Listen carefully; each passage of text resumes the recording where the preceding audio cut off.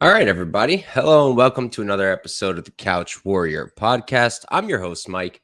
And today for episode 32, it's crazy, 32, we're going live for UFC Vegas 60. And we are joined by a very special guest, James from Lucrative MMA. What's up, man? How are you, brother? Thank you for coming on. Are you hyped for this card?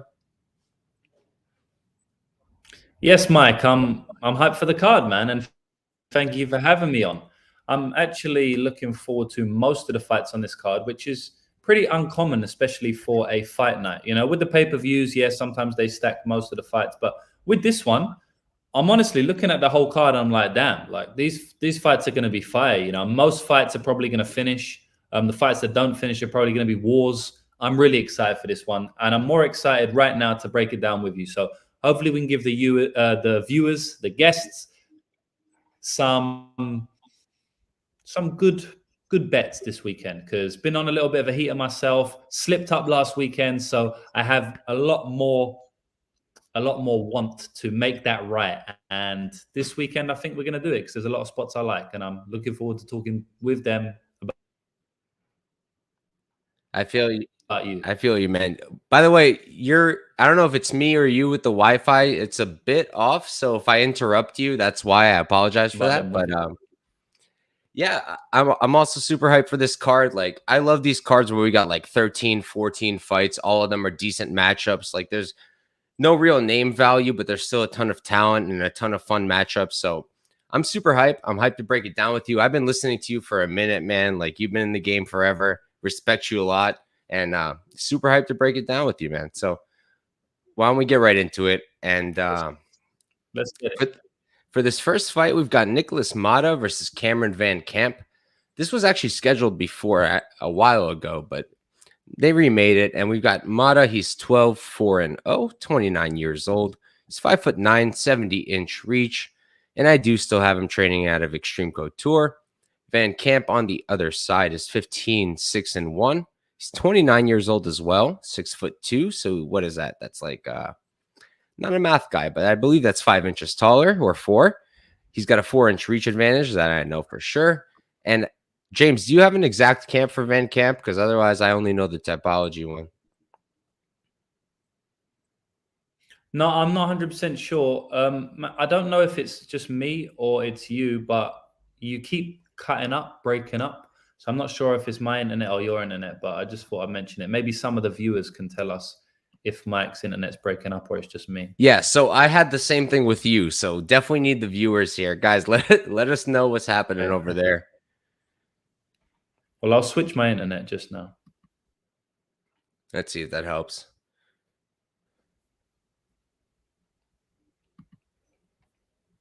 All right, we'll see if this is a little bit better. I don't know what camp VanCamp is in, though. Yeah, all right. So we'll go with Tapology, but I'll let you start this one off. What are you thinking, James? Yeah, look, I don't have a good read on this fight. It's actually one of the 2 fights on the 14-fight card that I want to go back and do a little bit more tape on. I had the under, I think, which was quite juiced in the Fierhal versus VanCamp last fight. That was VanCamp's last fight. That was his UFC debut. Finished in 3 minutes, so happy to cash that there. The guy seems like kind of a kill or be killed fighter. Has gone to decision a couple of times, but most of his fights end inside the distance. He's either finishing them or getting finished himself. So I feel like the same thing's going to happen here. Look, he's live to get a finish. We saw Motta finished in his last fight. Motta's been finished before. Actually, I think in every single one of Motta's losses, even in his exhibition fight on the Ultimate Fighter, he's been finished. So would be surprised to see this fight go to decision. I do think somebody's getting finished. I'm a little bit more on the Motta side to win, just because I think he's got the heavier hands, heavier boxing, but I don't have a good read on it. Yeah, I'll go with Motta right now, but my prediction may change after doing a little bit more tape. But I actually am looking a little bit at the fight doesn't go to decision or the under as a potential play, but we'll see where the line is, and we'll see if I want to get involved in it. Yeah, man, I totally feel you. So the fight doesn't go is actually at, depends where you look. Bet online, it's minus 300, minus 225 on DraftKings. I don't see the fight going the distance. I played Cameran VanCamp the first time they were supposed to fight. He was a short notice replacement then, and I still back him for the same reasons, man. He's got, I believe it's a 5-inch height advantage, 4-inch reach advantage. He's much bigger, And his defensive striking is absolute garbage. I don't think anybody could really dispute that. Chin up in the air, doesn't really do much to defend himself. But I'd argue that his offensive striking is not as bad as we make it out to be. I feel like in the Fialho fight, it wasn't just one lucky shot that wobbled Fialho. I feel like he actually landed some good strikes. He was throwing it straight, which is most important to me. And the output was there. And I thought the power was there too. And he has that grappling edge. He's got, 9 submission wins. He doesn't have some kind of elite wrestling. So that's where it gets like, is he really going to get that BJJ off? But like Motta also, he's not the best defensive grappler as well. We haven't really seen it tested in the UFC at all. I mean, we haven't. He's got 100% takedown defense here. But on the regional scene, he has been tested a bit. I do think that VanCamp can find an opportunity here. I don't like the line now. I think the line now is pretty trash, honestly. I'm seeing plus 158 on Bet Online. That's already a little crazy. I mean, not crazy. I'm just like, I think that's already not as valuable. I played VanCamp at plus 211 for a half unit. I like that.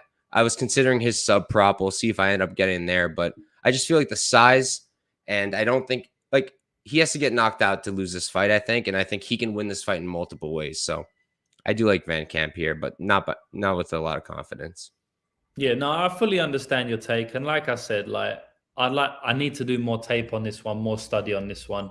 But VanCamp does have a lot of advantages, and it's fairly low level, so the variance could be a little bit higher. So oftentimes when you get a fight like this, neither fighter has won a UFC fight. I don't think they're necessarily huge UFC talents or going to go on to do much. So in that case, low level fight, oftentimes I just like to play into the variance, man. And the variance is obviously a little bit better when you've got plus money, right? So plus 211 is solid. I'd definitely take a play on Cameran at those odds. Sounds good, man. So kind of on the same side. I do think that if Cameron's not careful, he's going to get chinned here probably. Motta does have a lot of power, but we can move on to the next fight. And this one's really interesting. We've got Tony Gravely versus Javid Basharat. Gravely's 23-7-0, 30 years old, 5'5" with a 69-inch reach, and he does train out of American Top Team. Basharat on the other side is 12-0, undefeated as a pro. 27 years old, so he's 3 years younger, 5'9", 4 inches taller, 69-inch reach, and he's training out of Extreme Couture. We just saw his brother absolutely kill it last night, so I feel like that's going to continue to affect this line. I actually haven't been looking, but it looks like it's still going towards Basharat, so I do expect that to keep going. And yeah, I'll start this one. I was talking about it with Gordo. I'm a huge Gravely guy. I backed Gravely pretty much in like his last 5 fights, I believe. I don't remember off the top of my head, but something like that. I think his grappling's elite. I think that his striking is catching up. He holds a decent enough guard where he's not really getting hurt on the feet often enough. I mean, Manus knocked him out. Sure, yeah, that's there. But in general, I think his striking is starting to catch up a bit. It's pretty good. He does carry that big power. It's a bit too hooky still. So if he's fighting somebody, he's going to throw straight strikes like Basharat. I think Basharat's going to be landing a lot. So, but I do think that Gravely has that grappling edge. I don't love the odds at this point. I played this one really early when it first opened. I grabbed Basharat at minus 110 for 2.2 units. I felt that at pick'em price, I was getting a good advantage because I do think Gravely has the grappling edge, but I think that Basharat can scramble. I think that Basharat has shown a lot of defensive grappling skills. He's shown a lot with his BJJ. I think he's much better on the feet. And Gravely, time and time again, sticks his freaking neck in those guillotines like he wants to do it. In his last fight, it was like, 4 or 5 times he stuck his head in the guillotine? I think that if Basharat gets 2-3 guillotines in, it's more than likely one of them's going to finish it. So I do like Basharat. I don't love the odds anymore, but I think he does win this fight. What are you thinking, James? Yeah, this one's just a really tough one to break down. The reason is because we haven't really seen Javid Basharat fight this level of competition. On top of that, we haven't even seen him fight this stylistic matchup before. We've never seen an out-and-out wrestler who will go and grapple fuck him for 15 minutes, right? Which is what Gravely will look to do.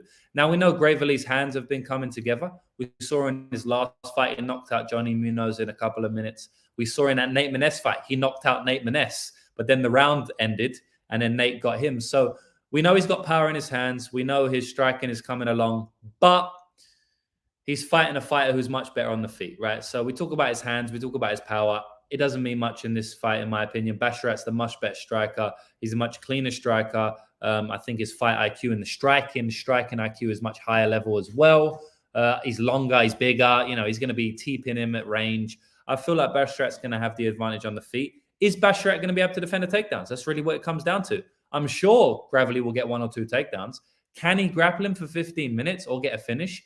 I'm leaning on the side of no. It's funny to see Basharat as such a big favorite, minus 160-70. I didn't think he would get that big because he's taken a big step up in competition here.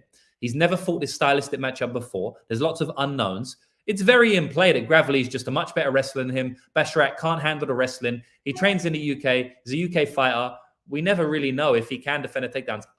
Look, it's just like Mushroom saying, how is Basharat off his back? We don't really know. Like, I've seen him defend takedowns before, but I haven't seen him defend takedowns against an out-and-out wrestler or a wrestler on Gravely's caliber. So, for that reason, I'm not playing, any money line here. If anything, I'd be inclined to take Gravely at the plus money, but I feel like Basharat finishes him at some point, so I'm not going to take it. Basharat finishing Gravely was a huge statement. Gravely's a very, very good fighter. He doesn't get beat by bums at all. So if Basharat is able to go out there, move to 13-0, 2 wins in the UFC, 2-0 in the UFC, 3-0 under the UFC banner, I feel like that's a huge statement if he can do that. I'm picking him to do it. So we'll see. If he does do it, I'll be extremely impressed. I just feel like Basharat's much cleaner on the feet. Gravely, I don't trust his chin 100%. And I feel like he's got a decent chin, but I don't trust it 100%. He was getting wobbled by BJJ fighter Gerardo de Freitas in that fight, and he had to shoot takedowns. So I feel like it's either going to be a club or sub or a clean knockout. Basharat is very well-rounded in the way he can finish fights. So I'm going to go with Basharat inside the distance as my pure prediction, but I can't wait for this one. I'm with you there, man. I can't wait for this fight either. And to be completely honest, if I looked at this fight like fresh right now at these odds, I think I'd be playing Gravely, to be honest. I talk about this all the time. If I'm going to play a dog, I want a clear path. And I feel like Gravely has a very, very clear path here. Like you mentioned, we've literally, I tried to look for it. We've never seen Basharat deal with somebody like this. Never. We've never seen him really challenge in the defensive grappling. So for all we know, he can get stuck on his ass for 3 rounds. And we're just going to be sitting here with minus 170 tickets being like, fuck. Yeah, exactly. But yeah, we're both on the same side. I do think Basharat should get it done. I think he's super talented, but we can move right along. We've got Mariya Agapova versus Gillian Robertson. Agapova is 10-3-0. She's 25 years old, 5'6" with a 68-inch reach, and I believe she's still at American Top Team if Instagram serves me correctly. Robertson is 10-7-0. She's 27 years old, 5'5", so she's an inch shorter. 63-inch reach. She's giving up 5 inches in reach, which I think is going to be important here. And I still have her out of Goat Shed. James, why don't you start us off, man? Yeah, this is a banger, I think someone's going down in this fight. I think Gillian Robertson is going to be shooting for takedowns, and she better get those takedowns, because if she doesn't, she's going to get pieced up on the feet by Agapova. But we've seen time and time again now that Agapova has kind of just quit when the going gets tough in the grappling. She gassed out completely against Shayna Dobson. She got beat handedly by Tracy Cortez in the grappling. And she got completely dominated by Marina Moroz, who is a fighter who doesn't ever dominate anyone, really. I mean, it's always, fairly close fights. She definitely doesn't dominate with the grappling. She definitely doesn't get finishes like she looked like she did against Agapova. She looked like she could have got her out of there a couple of times. So that was a big red flag for me. I feel like Robinson's going to be the one with the stylistic matchup to beat Agapova, so I do feel like she's going to get the takedowns. She's going to get the submission. I've just seen too much from Agapova off bottom to back her in this fight, right? If she can defend the takedowns, then yeah, sure, she can get a knockout on the feet, head kick or something. But we've seen it time and time again. She gets taken down by fighters who are worse in the jiu-jitsu and probably worse in the wrestling than Gillian Robertson. So I'm going to go with Gillian to get the takedowns and get the submission in this fight. James, do you think Marina Moroz is really that much worse than Robertson in the grappling? Much worse. I feel like Gillian Robinson's definitely a better jiu-jitsu player than Moroz.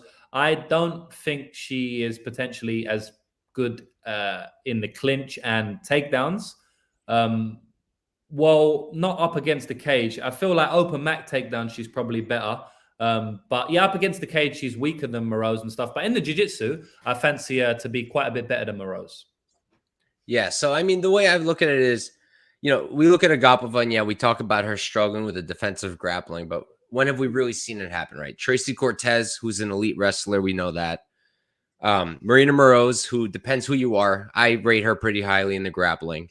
And then Shauna Dobson, who's god awful, but we all know what happened there. Agapova just went in round one, completely blew her load, and then was just a show of herself after that. I just think that this is like I feel like this is kind of a buy low spot on Agapova because she was the favorite versus Marina Morose. Remember that? Like I played Marina Morose as an underdog against her, and now she's the underdog here.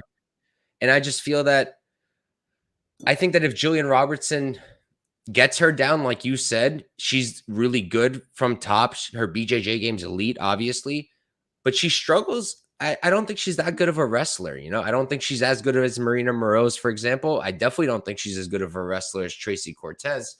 And you look at Agapova, she's still super young at a good camp, constantly improving. And I say this as somebody who, like, I try to separate emotions from my bets, right? But I really don't like Agapova. I don't like her one bit. I'm not a fan. I'm concerned about her mental. There's a bunch of shit, like videos that I've seen. I've spoken about it a bunch. But at the end of the day, I have to separate that. And I just feel like if Robertson doesn't get this down and holds it down, I think she's kind of screwed. So I did take Agapova. I took her at plus 115, but at this point, you can get a much better line if you just wait, I think. It's like plus 128 right now and climbing. If you're on Agapova, I'd wait. If you're on Gillian Robertson, I'm not sure what I'd do because I'm not on there. But yeah, I like Agapova here. I do. Yeah. Hey, man, look, I respect it. You made some good points. You made points where, I agree with some of the points you made. I can't argue against them. I just feel it comes down to the stylistic matchup. And I just feel like, Agapova is going to win against these strikers, but against these grapplers, she potentially won't win. We haven't really seen her go in against the grappler and win, so I don't really want to bank on her doing it here. But Robertson is shaky, so in terms of the money line, bro, I wouldn't play Robertson at chalk just because she's clearly going to get lit up on the feet. And then on the other hand, she's shaky. Like if she gets a takedown or if she can't get a takedown after like 3 minutes, sometimes she starts to panic and doubt herself. So, man, in terms of the money line, it probably is about a pick 'em. I just feel like if Mariya gets stuck on bottom, it's going to be game over. So, and I like the Gillian subline at plus 210 as well. So that's why I was about to say, I wonder what that's at. Is that on FanDuel as well?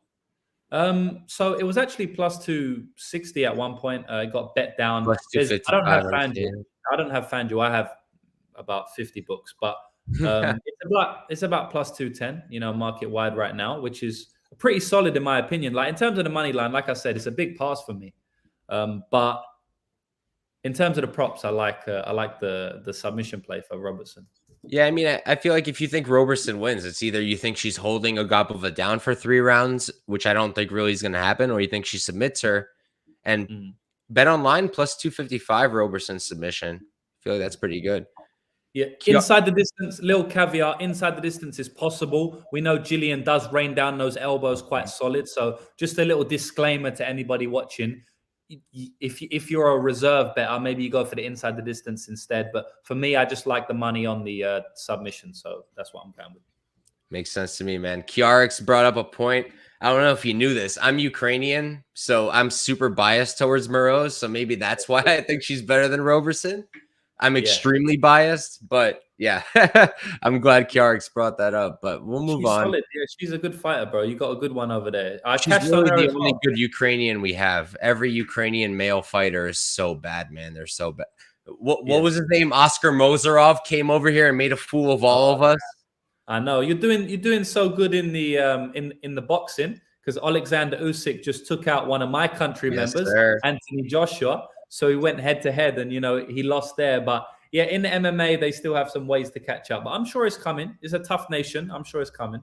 We're a little bit busy right now, but we'll move right along. So this next one is actually one I'm really interested in talking with you about. So we got Trey Ogden versus Daniel Zellhuber. Ogden's 15-5-0, 32 years old, 5'11" with a 72-inch reach. And he's training out of Glory MMA, which right now is a question mark, in my opinion. Zellhuber on the other side is 12-0, undefeated as a pro.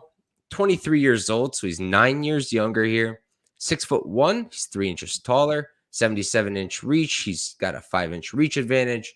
And I have him training out of, let me pull it up, out of Extreme Couture. So, yeah, I'll start this one off. I said this earlier with Gordo.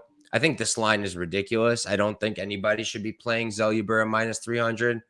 I get some people think he's like a lock or whatever. I don't necessarily think so. We haven't seen him tested by a good wrestler at all. I looked through his tape. I really tried, and I couldn't find anybody who was good trying to take him down. There was one person, and he was trash. So I don't know how his takedown defense is. I don't know how his BJJ different defense is, and I don't know how his get-up game is. So I can't be super confident. I like to beat lines. I really pay mad attention to this stuff. So I grabbed Zellhuber at minus 119. I got him for 2 units. That I thought was a steal. Believe it or not, this line opened up. Zellhuber was plus 134. I was looking at that line and I didn't pull the trigger. I hesitated. It was gone after like 5 minutes. I got minus 119, but now I'm seeing him minus 300. I feel a little bit better about myself. But I do think he covers Ogden everywhere. Like I was mentioning this earlier, like Jordan Levitt landed, what was it? It was 60. I love this stat because it's just hilarious. Levitt landed 69 significant strikes. Of those 69 strikes, 52 of them were fucking leg kicks. Completely ineffective leg kicks, because if he landed 52 good leg kicks, Ogden wouldn't have any legs left. But the fact that he was just landing them and not getting checked is just absurd. Ogden not throwing any output. And it's not like in his regional fights, Ogden's out there outstriking guys by a significant margin. He's not. He has a good jab, and that's about it. He likes his kicks, but he's not putting together combinations. Output's not there. If he can't take Zellhuber down, I think he's kind of screwed here. I think Zellhuber's just going to piece him up, finish him more than likely. I don't love the odds because he's making his debut, but what are you thinking, James? Yeah, this is the second of the 2 fights I mentioned that I want to do a little bit more tape on. But yeah, we know Zellhuber coming in off the Contender Series. So yeah, I'll give a quick breakdown on this one. When I saw Trey Ogden fight Jordan Leavitt, I saw him lose striking for decent portions of that fight. Most of them were leg kicks, but every now and then he'd come in with the leg kick punch combo, and so at the end of the day, whatever there was, he was losing minutes in the striking, right? That is a huge red flag in MMA if you're losing striking minutes to Jordan Leavitt. So I can't get behind a play on Trey Ogden. I don't really know much about him in terms of his level, but I don't think it's high. Whereas Zellhuber actually has potentially like a high ceiling. He's only 23, obviously undefeated, looked decent in the Contender Series. So I don't know, man. I feel like he's probably going to win the fight. Probably going to do it inside the distance because that's all he knows. Although he did go to decision against Almeida on a Contender Series. But Almeida looked like a good fighter. We saw Almeida come in and get that knockout against Trezano on his UFC debut. So, yeah, I'm going to go with Zellhuber. I'll do some more tape to determine if there's any prop bets that I want on this fight. Because I am interested to play some sort of prop. Maybe Zellhuber inside the distance is plus money. I don't really know yet, though. We'll see how it goes. But, yeah, for now, I'm going to pick Zellhuber. Yeah, man, I'm with you. I have a hard time trusting guys who are making their debut at like minus 300, but we'll move right along. We've got Loma. This one's short notice and also a bit of chalk, but the line movement's been really interesting. We've got Loma Lookboonme versus Denise Gomes. Loma is 6'3" She's 26 years old, 5'1" with a 62-inch reach, and she's training at a Bangtao Muay Thai and MMA. Denise Gomes is 6'1" 22 years old, super young, 4 years younger, 5'2", so she's an inch taller, 63-inch reach. She's 1 inch reach advantage, and she's training out of PRVT. James, why don't you start us off here, man? Yeah, I'm a Loma fan because she's a Thai fighter, and I'm also one of those. So it's always good to see, that style being implemented in the UFC. We don't really have a lot of those styles in the UFC. There's no Thai fighters apart from Loma. But now they're starting to come into MMA a lot more. So I always like Loma. Loma's able to give one to take one like the Muay Thai fighters do. But she's kind of adapted her game to be on the outside a little bit more in and out, which is good. She's putting on some weight. We see her with a heavy strength and conditioning program over the last few years, which is also good. She's a very small girl. I believe she was fighting at atom weight before she came to the UFC. So very small girl. Obviously, the UFC doesn't have an atom weight division. In this fight, though, I feel like it's a close fight. Like, I don't really understand how you're making someone a minus 250, minus 300 in a fight. In this fight, I mean, Loma rarely dominates. I mean, you don't really see Loma's style isn't a dominating style. You never really want to be playing Loma at minus 300. It seemed like that over the course of her UFC career. She doesn't like pressure. She will fight in pressure. She will not quit, but she doesn't love fighting, when the fighter's bringing it to her, which is what I think Gomes will do. Gomes also has a long Muay Thai background. So, that's obviously a plus there. She could maybe defend some of the teeps and the trips that other fighters can't do. So, man, I don't know. I think it's a close fight. I guess, you make Loma a favorite, whatever. She's fought in the UFC 4 or 5 times. Denise is coming in off the Contender Series, making her debut undefeated. All like kind of red flags. Not really, though, because if you've got a champion, you want them to be undefeated. You want them to be young. But at the same time, a lot of these fighters who have those never lost, younger fighter coming off the Contender Series, that is a red flag, But at the end of the day, I just feel like the line's wide. It's a close fight. Gomes, give me Gomes at plus 200. Gomes decision plus 300. Yeah, whatever. I'll take a shot. I don't really care about too much more in this fight other than it's clearly going to be a competitive fight. So give me the big plus money. Yeah, man. So originally Loma was supposed to fight Diana Belbito, and I was all over Belbito. She was plus 190, significantly larger, better output. I thought she'd just keep it at range and win that fight. Whatever. Fight doesn't exist, doesn't matter.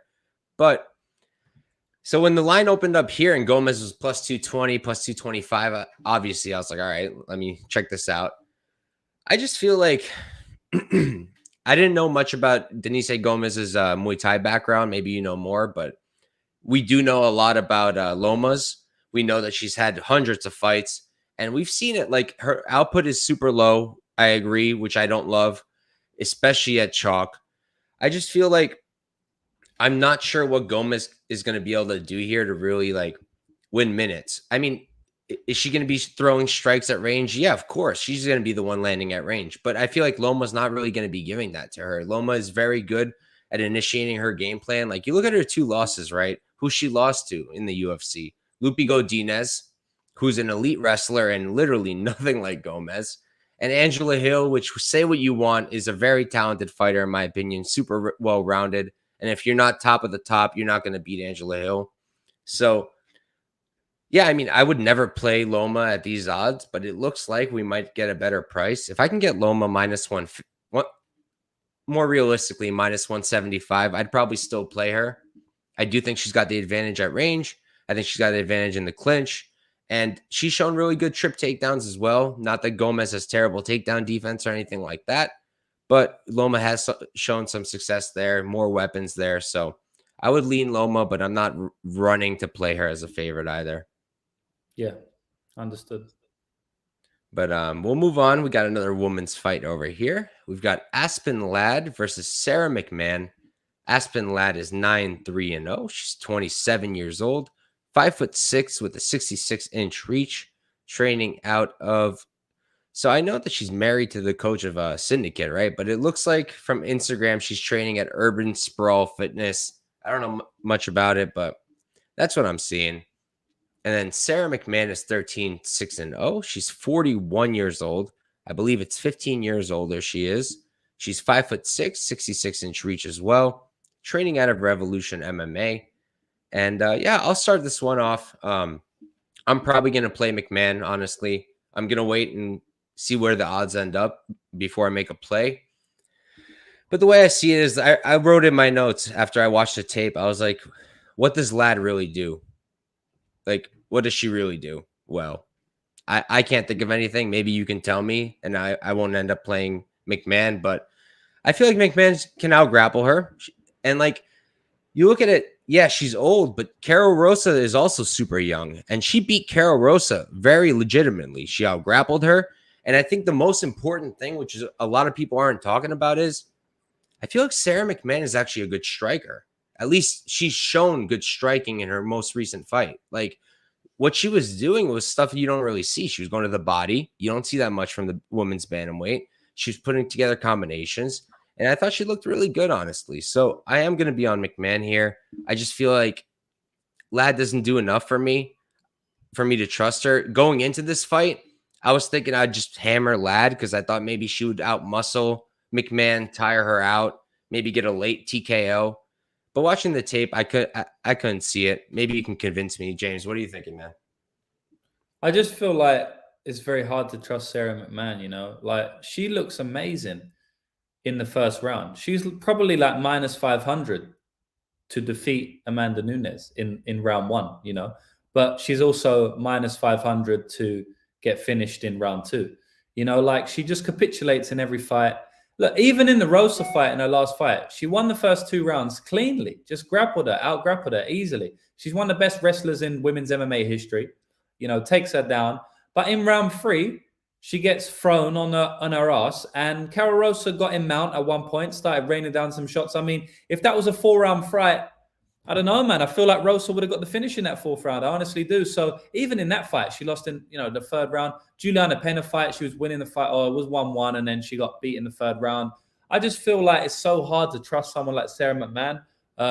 It was hard in the last fight, and she still won. So it's not impossible for her to win. On the Ladd side, what does she do? She just goes aggro, and she's got a very good top game. That's about it. She doesn't have too much else to her, but maybe that's all she needs in this fight. Like, the one thing I will say is about Aspen Ladd is, like, the fights she doesn't enjoy are against strikers who are able to defend her takedowns, right? So she doesn't enjoy fighting Norma Dumont. She doesn't enjoy fighting Jermaine Durandamy, or she doesn't enjoy fighting Rocky Pennington. But she enjoys fighting Sijara Eubanks, you know, because Sijara will engage in the grappling and she will kind of gas out. It's kind of exactly what McMann will do. McMann will engage in the grappling, but she will also gas out. So for me, I feel like McMahon's going to win round 1. But in the 2nd and 3rd rounds, I just can't trust McMann to stay off bottom. I feel like it's very easy to see a clinch situation happening, Ladd getting a takedown, and then when Ladd's on top, just completely dominating. Because McMann can mentally quit in fights. She's not good from bottom. Even in the jiu-jitsu, she's not great. So I don't know, man. For me, it's a fat pass, you know, massive pass, because I feel like both girls can't be trusted. McMann has all the skills to win, but she has that in every fight. So, you know, it's not always the best argument. But yeah, it's a big pass for me, man. Who knows who's going to win that one? Yeah, I'm going to be passing unless I can get a nice, like, plus 150 or something on McMann. Then I'm going to have to play it, but yeah, I'm probably going to pass as well. But we'll move right along. This next one, we've got Trevin Giles versus Luis Cosce. Trevin Giles is 14-4-0, 30 years old, 6 feet tall with a 74-inch reach, and he does still train out of Warren Training Center. Cosce is 7-1-0, 27 years old, 5'9". So what is that? That's 3 inches in height, 3 inches in reach, 71-inch reach, and he's training out of Team Alpha Male as far as I could tell. James, why don't you start us off here, man? Yeah, so this is a good fight. I feel like it's going to end inside the distance. Louis Cosce hasn't won a fight outside of round 1. He's got like 7 wins, 1 loss, 8 wins, 1 loss, something like that. His 1 loss was in his only UFC fight, where he almost knocked out Palatnikov in 1 round, and then he just got dominated in round 2 and round 3 because he got gassed out, just like Papa Chuck's saying. And so I feel like it's going to be the same thing here. If he doesn't knock out Trevin Giles early, he's probably going to get knocked out himself. Trevin Giles starts decent, you know, and then he capitulates. They both do. But I feel like we have to trust Trevin Giles here. Much higher level of competition. He's fought the better guys. He's beat the better guys. Been in the UFC for a long time. I think Giles probably gets a finish here in the 2nd or 3rd round. Yeah, man. So for me, I was very hesitant here because I've lost so much money on Trevin Giles. I've been so convinced that he's a good fighter. I love his striking that he refuses to use. I love his jab that he doesn't want to use. I've lost a lot of money on him. So I was super hesitant going into this fight, and I was watching the tape. I'll say this. My favorite play personally for this fight is the over 1.5. It's minus 155 on Bet Online, minus 150. I think it was either DraftKings or FanDuel, something like that. I just feel like I don't see a first round finish here. Personally, I don't. And I think that we can easily go into the second round. Like Cosce, Uncle Weezy was talking about this on Stat Diggers. I was saying, like, I like to listen to that stuff too. And he brought up a really good point. He said, we think Cosce has a bad, gas tank, but from what, right? Because he fought Sasha Palatnikov, almost got him out in round number 1, blew his load, kind of like Mariya Agapova against Dobson, right? And then gassed out. Would it have been the same if he didn't do that? We don't know. He's been out for 2 years, which is another huge unknown. Why I wouldn't want to put in a lot of money on this fight, because we don't know how he's going to come back. He can come back off the couch with even worse cardio, or he can come back with elite cardio. We won't know until he comes in here. So the over 1.5 was my favorite play personally. I played that for 1.5 unit to win 1. And then I did parlay Giles with another guy later on who's a very heavy favorite. I did that for a unit, minus 123. I'll talk about it in a bit, but I don't want to risk more than 2 units on him. I think he covers Cosce everywhere. I think he's a much, much, much better striker. And I think he's shown that he can grapple as well. I'm hesitant to really trust Trevin Giles because he's cost me quite a bit of money. But I think he should win this fight. Yeah, I agree, man. So we'll move on. All right, so this one I'm actually very curious what you're thinking, James. So we've got Damon Jackson versus Pat Sabatini. Jackson's 21, 4-1, 34 years old, 5'11" with a 73-inch reach, training out of Fortis MMA. Sabatini on the other side is 17, 3-0. He's 31, 5'8", so he's given up 3 inches in height.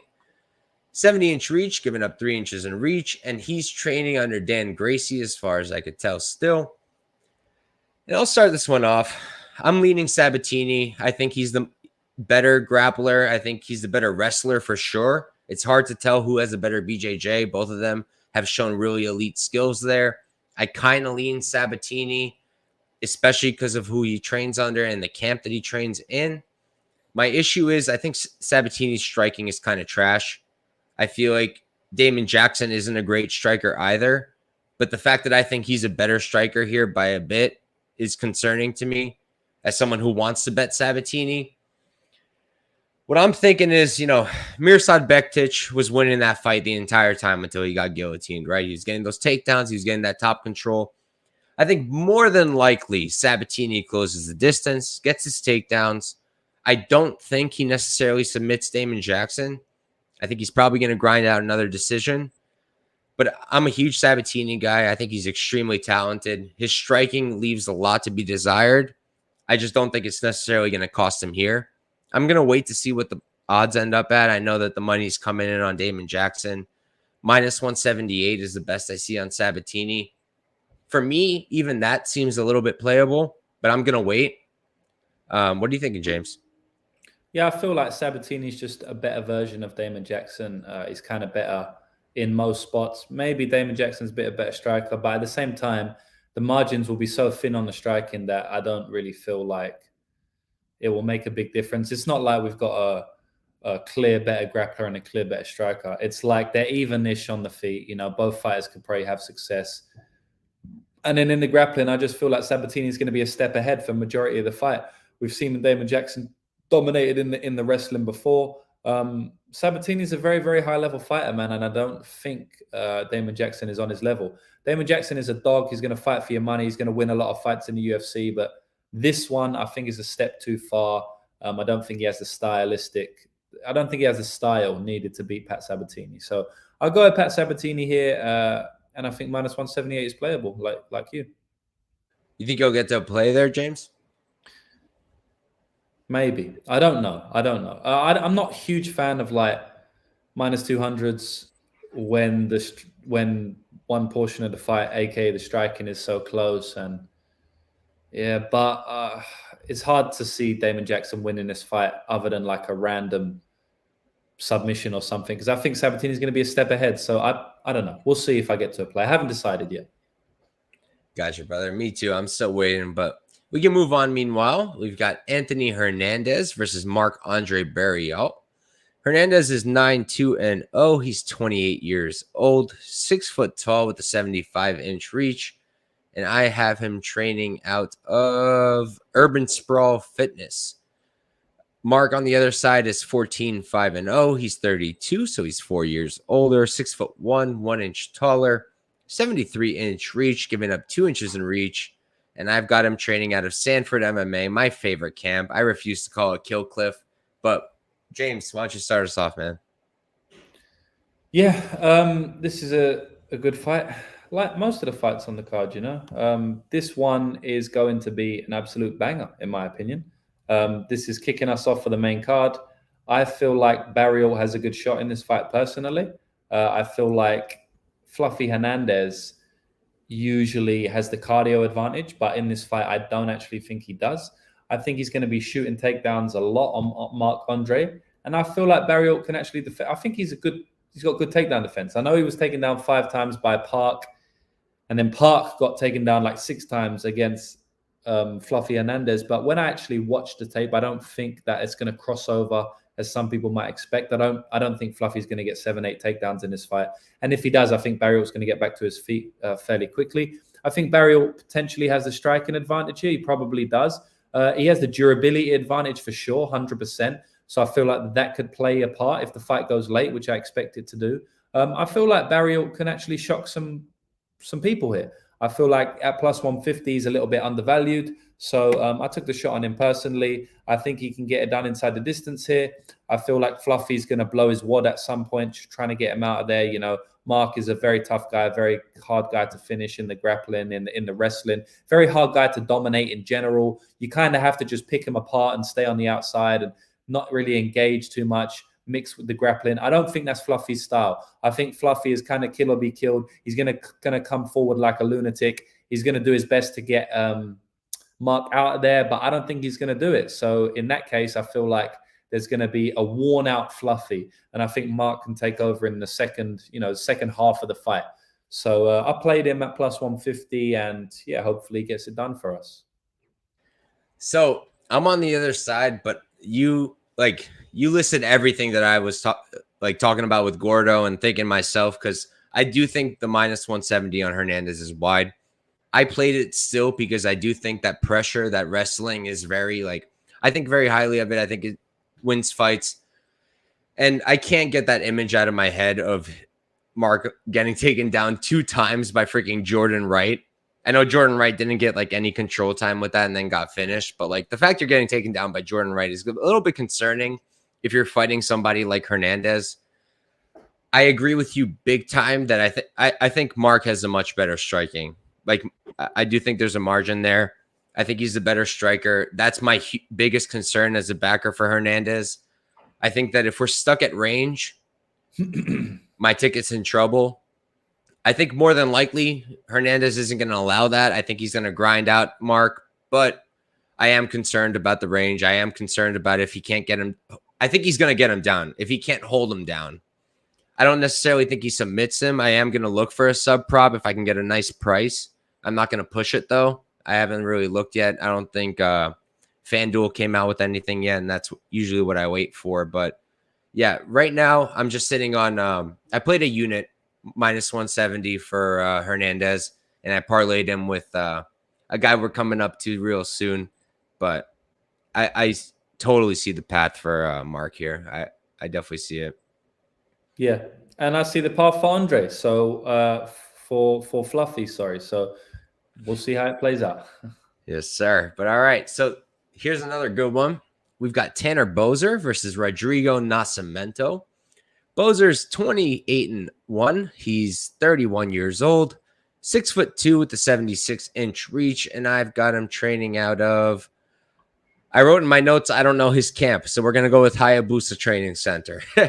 Nascimento is 8-1-0, 29 years old, 2 years younger, 6'2", which I think is incorrect. I was talking about this earlier. Like Nascimento fought Dante Omaze, who's like I think 6'5" or something like that, and he was at most maybe an inch shorter. So I do think that the size here is off, and I think we're going to be all really surprised at weigh-ins. But 80-inch reach, so he's got a 4-inch reach advantage on paper. American top team for Nascimento. James, why don't you start us off, man? Yeah, I feel like Nascimento, you know, the money's coming on him, and I understand why. Before I did tape, I actually thought that I'd be on Nascimento myself. I felt, you know, fairly confident I'd be on him. But after I watched tape, I ended up with a Boser via KO ticket. I just feel like Nascimento is going to have the advantage in the wrestling. We know that the grappling. Boser will get taken down, and he's been taken down multiple times in his career. And I actually cashed on Ilir Latifi as an underdog against him for that very reason, right? But Ilir Latifi is a much better wrestler than Rodrigo Nascimento. I don't really rate Nascimento's wrestling that much. He couldn't take Alan Badeau down. You know, Badeau has decent takedown defense. We've seen him take, Parker Porter struggled to take him down. So, you know, he's shown all right takedown defense, but I don't think it's a very good look being able to not take down Alan Badeau. He was also losing the striking minutes there. He was getting hurt on the feet in round one. I think Boser hits a lot harder. He's a lot better than Alan Badeau. I just feel like at some point, maybe coming in, maybe it's a hard first round. Maybe Rodrigo gets him down. But I don't think Rodrigo is going to instantly run through him in the jiu-jitsu, which is what he needs to do. I feel like Rodrigo can doubt himself. I feel like Rodrigo has potentially not a great chin. And I feel like at some point, Boser's going to land on him. And when he does, it's probably going to be night-night. So I'm hoping Boser gets the KO here because that's what I played. Honestly, so I was laughing because we're like polar opposites how we came into this. I came into here thinking I'm gonna hammer Boser. I was like, Boser's fast. Nascimento hasn't shown much. I think he's just gonna clip this guy. And then I watched the tape and I was like, I'd rather just throw a half unit on Nascimento. I think my issue with Boser is, I mean, forget that I think he's undersized. I do think he's undersized, and I think it's gonna show against Nascimento. I think that the paper isn't showing the right measurements here. I think we're really going to see it. And my biggest issue is he's just too hesitant. The output's not there. And like, all right, so he lost that fight to Latifi, right? I bet Latifi also. I'm not convinced Latifi won, but I'm not going to complain. He lost that, and he came into his next fight with a chip on his shoulder. He's like, I'm not letting it go to the judges again. And he fights OSP, who, in my opinion, looked career worst. I was rewatching that and I was like, holy shit, he looks terrible, OSP. He threw nothing. In round number one, he threw absolutely nothing. He wasn't doing anything to defend himself. And it still took Boser 2 rounds to finish the guy. So after watching that and then watching Nascimento, like, yeah, he lost the first round to Badeau.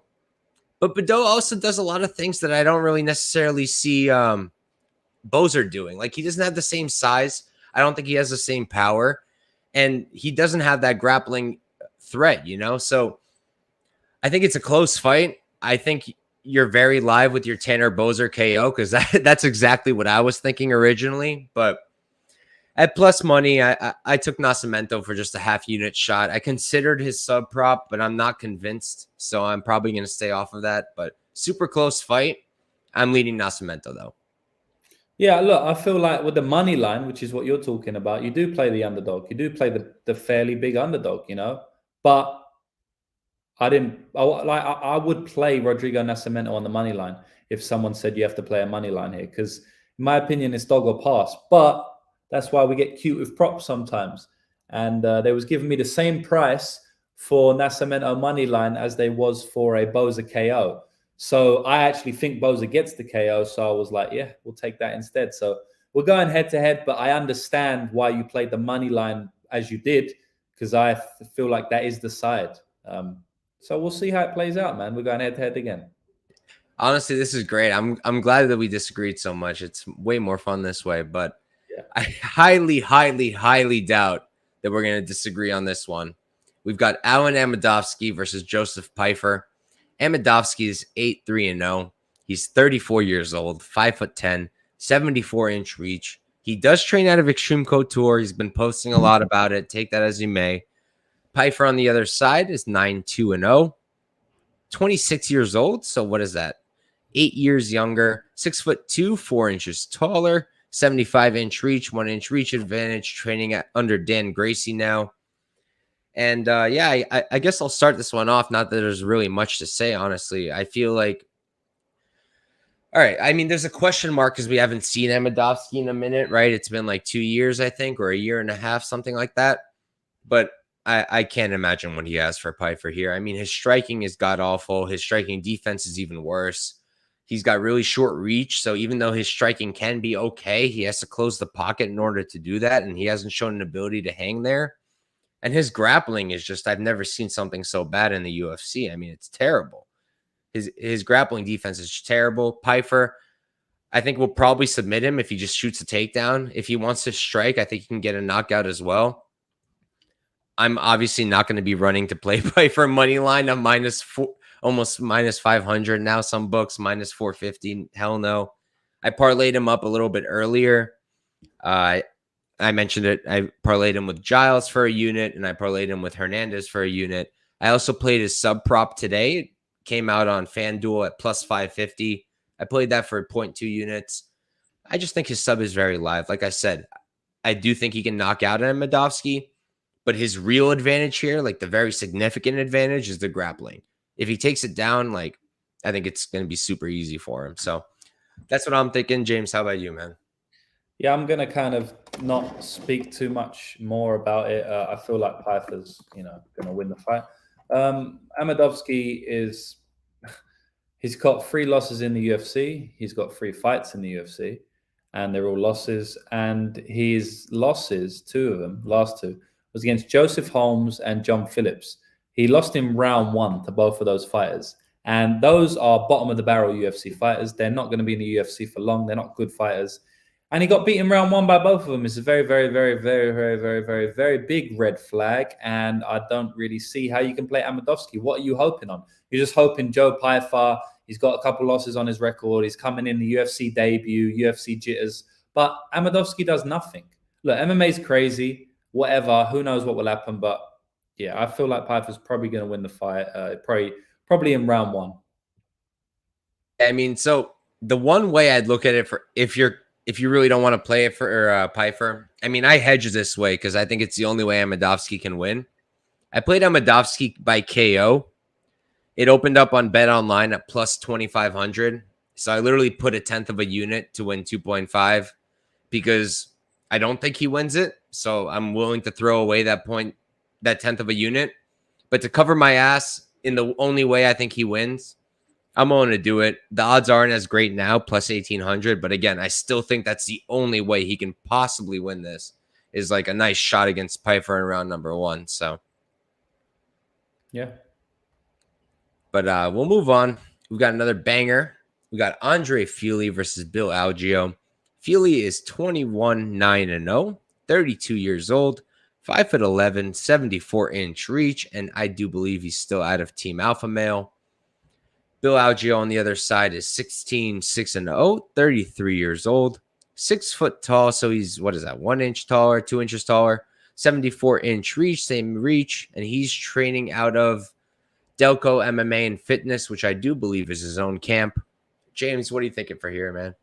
Good fight. I actually favor Fili in this fight, but you have to be careful backing Andre Fili because sometimes he is shown to let himself down, in spots where potentially he should have got the win or at least looked a little bit better. He's let himself down. So you have to, sometimes question Andre Fili a little bit. But in general, I think he's the more technical striker. I think he's the better striker. I think he can play range better than Bill Algeo. I think the cardio is about the same, honestly. I know Bill Algeo is known as this cardio machine, but it's just usually he's fighting fighters who don't have as good cardio as him, and he is resilient and he'll throw a lot of volume. Doesn't necessarily mean that he's got this insane cardio advantage anytime he fights, and I don't think he does have that against Andre Fili. I think the cardio is fairly similar. Andre Fili has very good cardio, and then on top of that, I feel like Andre Fili has the takedown and grappling advantage. I think in this fight he can go to the grappling whenever he wants. So look, I do think it's a close fight because on the other hand, Bill Algeo, he has the youth. He has the hungriness, maybe. He has the, just like the tenacity advantage and the volume advantage, which is quite huge. He throws a lot more volume than Andre Fili. So there are some advantages on both sides. But in general, I believe that Andre Fili should win this fight. I feel like he should be a favorite, and which he is, but I feel like, maybe you can make him about 60% or something. So yeah, I'm going to take Andre Fili to get the win. But we'll see how it plays out, because Fili's always a strange guy to trust. She's not as bad as McMann, but I always get dodgy vibes from Andre Fili. But I do think he should win the fight. So another disagreement over here, James. So I have Algio, honestly. I feel like him and Erosa are the same person. I posted this on my Twitter the other day. I want to see them fight, Bill Algio, Julian Erosa, because I literally feel like they're carbon copies of each other. And that's why I love Algio. I love that output. I love the pressure. I love that dog in him. And I just feel like if anybody's going to break anybody, it's probably going to be Algio breaking Fili. I do think Fili's got a distinct grappling edge, but Algio's shown a really good ability to get up. His takedown defense isn't there, but getting up is. And I just think if we're stuck on the feet, it's going to be Algio putting the pressure. I think it's Algio going to be throwing more, putting up more. And at plus 115, I was happy to put a unit on that one. I think he's pretty live as an underdog. All right. Good stuff. But we're up to the co-main event. We've got Chidi Njokuani versus Barack Obama. Chidi Njokuani is 22-7-0, 33 years old, 6'3" with an 80-inch reach, training out of, I'm going to go with his camp over here, Seksan Janjira Muay Thai. Gregory Rodriguez is 12-4-0, 30 years old, even though he looks 45, 6'3" as well, 76-inch reach, giving up 4 inches in reach. And I have him training out of, I don't have the camp. I don't think it's X Gym, though. Do you know, James? I don't know. All right, so we're going to go with X Gym, even though I don't think that's it. I'll start this one off. I am on Gregory Rodriguez. I played him as an underdog as well. I got plus 114. I played that for a unit. I just think that he's got a distinct grappling edge here. You look at Chidi, he's looked great, of course. But like before the UFC, he fought Rafael Carvalho and lost via grappling. Got submitted by Salter, rear naked choke in round number 1. I think that he's live on the feet. I've bet him in all of his UFC fights. He's made me a ton of money, but I really do like Rodriguez here. I think he can hang on the feet as long as he's not an idiot and decides to shoot. He's shown an ability to lose a fight that he should win, right? Against Petrosian, right? I thought he won that fight. I thought he definitely should have won that fight, but he made it harder than it should have been. And I won't be surprised if he does that again. I just think he has more ways to win. I love his grappling. I really like his back take. His body triangle is elite, in my opinion. And I think his striking will hold up as well. So I do like Greg here. But what are you thinking, James? Yeah, I've backed both of these fighters in a lot of their fights in the UFC, and they've both made me a lot of money. But we're actually going head-to-head again in terms of bets anyway, because I took the Chidi KO line. Or inside the distance, plus 200. It's silly in my opinion. Like Robocop has a bad chin. His cardio is pretty bad as well. He got knocked out by Jordan Williams. Brutal, which is what Dan's saying now, which is it's not good to get knocked out by Jordan Williams. It's a huge red flag. He got wobbled badly by Jun Young Park, who doesn't hit hard whatsoever. Complete decision machine.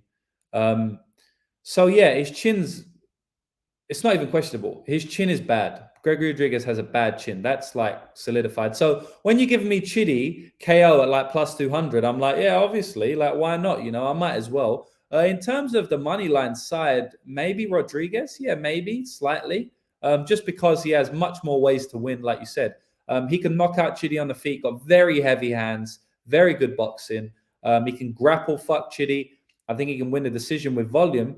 I think he's got a little bit higher volume. And I also feel like the submission is live for for Greg, which is live in every fight that he ever fights, but he never gets one, which is kind of annoying because I feel like if he pushes the grappling more, he could probably dominate some guys, but I feel like he knows he's going to gas out if he does that. So that's why he doesn't. Or maybe he just loves his striking. Who knows?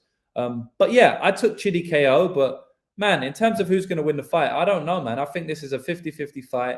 If not, yeah, you want to make, 52%, 53%, slight lean to Robocop. It's just when he has such a bad chin like that and he's fighting somebody who hits so hard and he's a sniper, it's just hard for me to see how they can line the inside the distance at plus 200, So I took a shot on it. So I'll see. We're going head to head again, and only one man can win. So we'll see how it goes. One of us is fucked this weekend, James. Yeah. But all right, we'll move on to the main event. This one is a really fun one. I'm really hyped for this one. We've got Corey Sandhagen versus Song Yadong. Sandhagen is 14-4-0, 30 years old, 5'11" with a 70-inch reach. And for his camp, I've got high altitude MMA right now. I know Topology says elevation. I could not confirm that.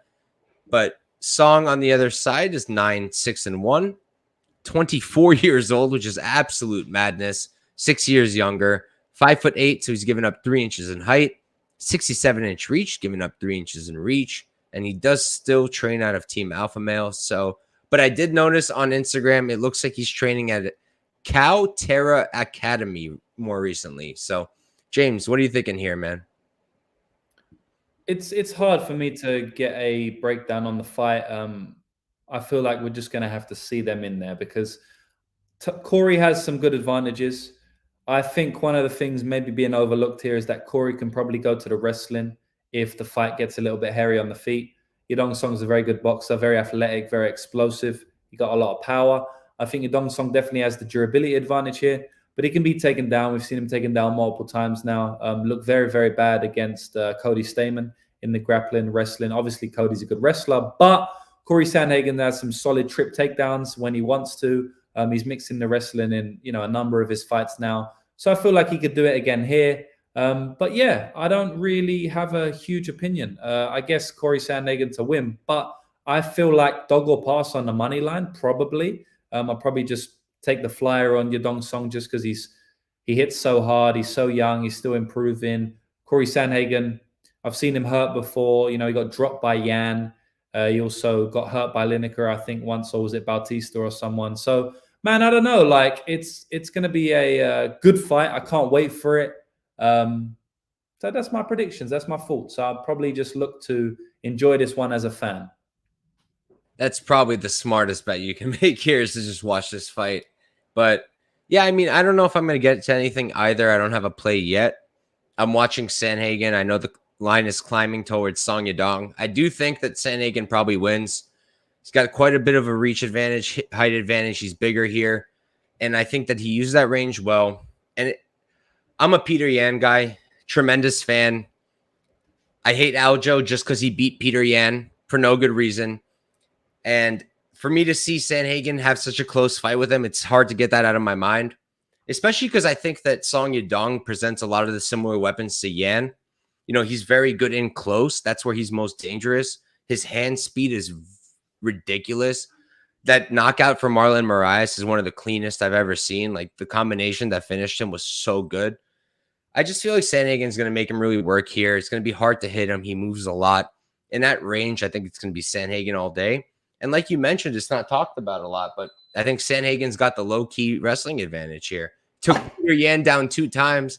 That's 1 time more than Aljamain Sterling did in their first fight. So, yeah, I like Sandhagen here too. Will I get to a money line play? I don't know. Depends how much money comes in on Song Yadong. But, yeah, I like him to win as well. What about Sandhagen decision in terms of the money line instead of the money line? It's obviously turning the minus 200 to a plus 140, plus 150 best price. It is 5 rounds. Sometimes it's always you're hesitant to play the decision in a 5-round fight. But Yadong Song looks to have like extreme durability from what we've seen. And then Corey Sandhagen, I know he's got dynamic finishes, flying knee over Edgar and stuff. But in general, I don't think he's a hard hitter. I think he's more of a point fighter. So how do you feel about that instead of the money line? Yeah, I mean, the only reason I wouldn't necessarily play it is because it's only like you can get plus 123 at best. I don't know. I mean, I guess if I did play it, I'd probably look at it that way, right? I mean, I also don't think that he finishes Song Yadong. I don't. Even late, I don't necessarily see it. We don't know because we haven't seen Song go 5 rounds. We've seen Corey go 5 rounds with one of the best in the world. But yeah, I honestly think if he wins, that's probably how. Plus 123, I don't hate it. I guess depends on the grappling, right? Because Song Yudong went a hard 3 rounds of Casey Kenny. Insane volume from both guys, like over 100 strikes, easy. And he looked completely fine in the 3rd round. Looked like he could have gone 10 rounds. But then in the Cody Stamann fight, the guy was completely dead. He was dying. He looked like he was going to get finished in the 4th. So if Corey just comes in and just grapple fucks him, and he's able to do that, then he might get a finish on the ground, honestly. But if he's not able to do that, if it's on the feet for 5 rounds, I feel like it definitely goes 5 rounds unless Yudong Song catches him, So it's a bit of a tough one, 5 rounds, but maybe it's better than the money line. I don't know. Yeah, probably, but I don't know if I'll end up getting anywhere there. But yeah, that's a card. 14 fights in the books. Thank you guys for all tuning in. We got 14 live viewers in the chat. It's literally almost 12 a.m. in Eastern time. So I appreciate all of you guys. Good luck this weekend. We're going to kill these bookies. Dana White Contender Series, the odds were supposed to come out today. They normally do. They should come out tomorrow. Couch Warrior Pod on Twitter. I stalk these lines. That's all I do. I'm going to place my bets as soon as they come out. So make sure to be following me. And James, why don't you tell everybody where to find you? I know you be killing it out here. So yeah, thanks for having me on. I've had a good time. Smashed out the card in about an hour, so that's good. Sorry to keep everybody up. It's crazy different times where I am. It's 2 p.m. on, what day is it today? I think it's Thursday for me. So you guys, you're not even in Thursday yet. So yeah, thanks for everybody watching. I will be back. Like Mushroom's asking, I'll be back. I don't know. I don't have an exact date. Probably tomorrow I might do a show. I've already been on 2 today, so I'm all burnt out today. But probably tomorrow I'll do my own podcast. Everyone, just follow me on Lucrative MMA, Twitter, Instagram. I do a lot of stuff on Instagram, which I don't do on Twitter or YouTube. So definitely follow the Instagram. And then on YouTube as well, Lucrative MMA, man. It's easy to find me. LucrativeMMABetting.com to get all of my official picks and predictions. And yeah, man, we're going to try and keep stacking up these winners and make it another successful year. Did you just knock on wood? I didn't, but that was my cup. I will do now because I need a bounce back weekend this week. I was going to say I do that all the time too, but all right. Thank you guys for tuning in, and good luck, guys.